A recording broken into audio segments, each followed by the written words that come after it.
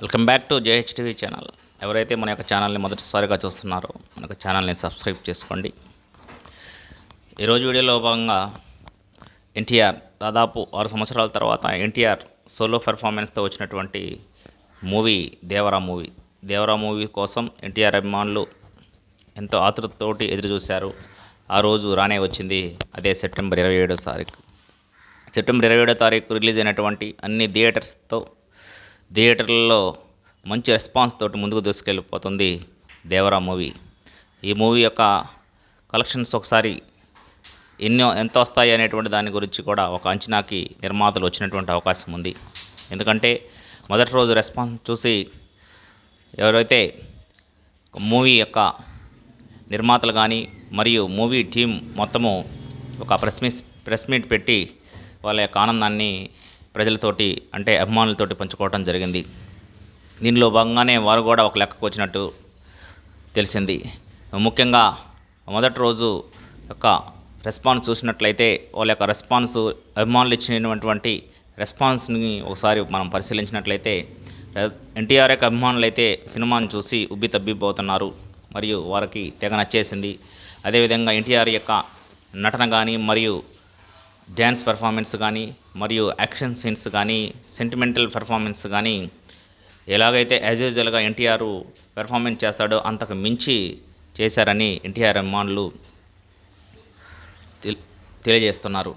ఇంకా మిగతా సినిమా విషయానికి వచ్చినట్లయితే కొరటాల శివ అంతకుముందు ఏదైతే ఆచార్య మూవీ ఉందో ఆ మూవీ ఎఫెక్ట్ పడకుండా సినిమాని ఒక రేంజ్కి తీసుకెళ్లాడు.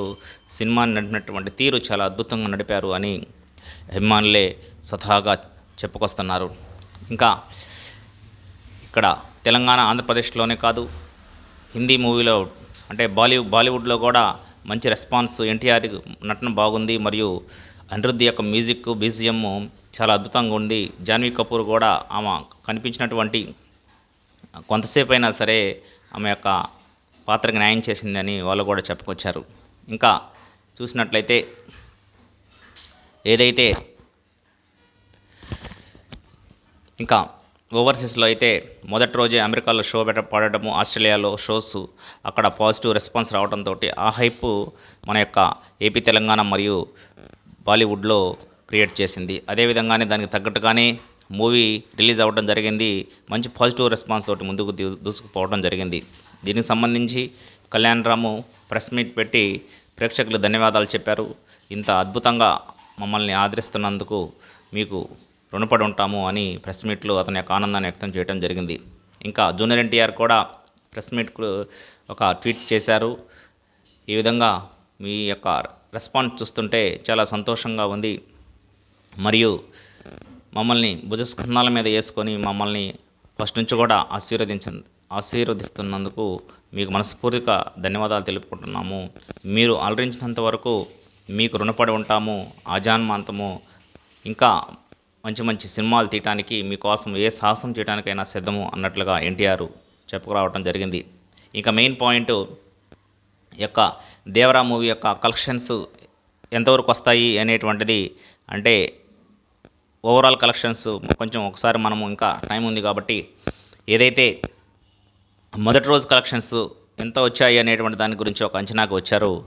ఈ యొక్క ఎంత వచ్చాయంటే దాదాపు 130 కోట్ల నుంచి 150 కోట్ల వరకు గ్రాస్ వసూలు చేసినట్లు సమాచారము. వీటిలో దాదాపు మన తెలంగాణ మరియు ఆంధ్రప్రదేశ్లలో దాదాపు 60 కోట్ల నుంచి 80 కోట్ల దాకా వచ్చినట్లు మనకి ట్రేడ్ వర్గాలు నుంచి సమాచారం వచ్చిందనమాట.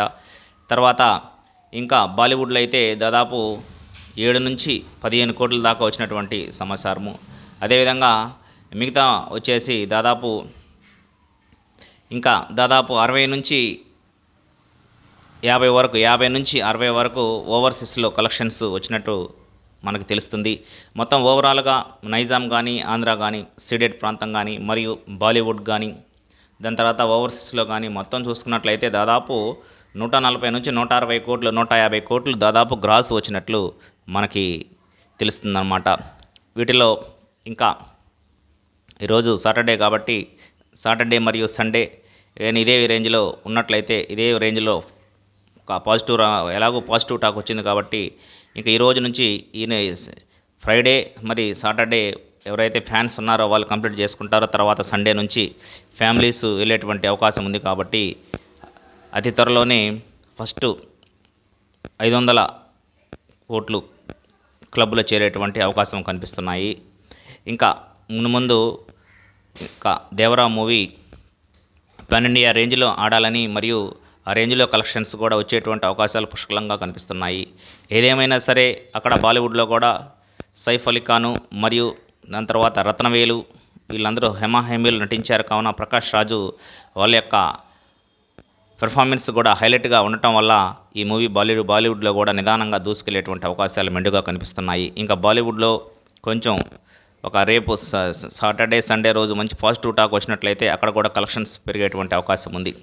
ఏదేమైనా సరే మూవీ హిట్ రేంజ్కి వెళ్ళిపోయింది కాబట్టి మంచి కలెక్షన్స్ సాధించేటువంటి అవకాశాలు మెండుగా కనిపిస్తున్నాయి. ఈ వీడియో కానీ మీకు నచ్చినట్లయితే లైక్ చేయండి, షేర్ చేయండి, సబ్స్క్రైబ్ చేయండి. Thank you. Thank you all.